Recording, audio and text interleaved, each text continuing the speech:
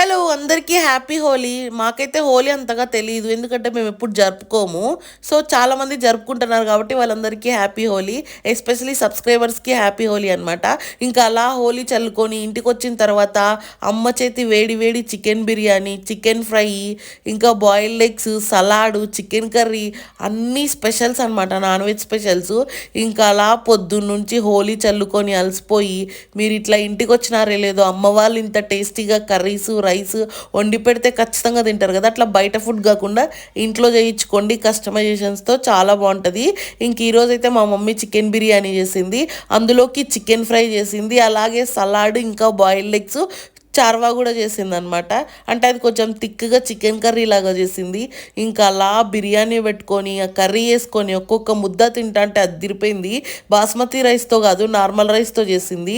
ఇట్లా చేసినా కూడా చాలా బాగుంటుంది. ఒకసారి ట్రై చేయండి, భలే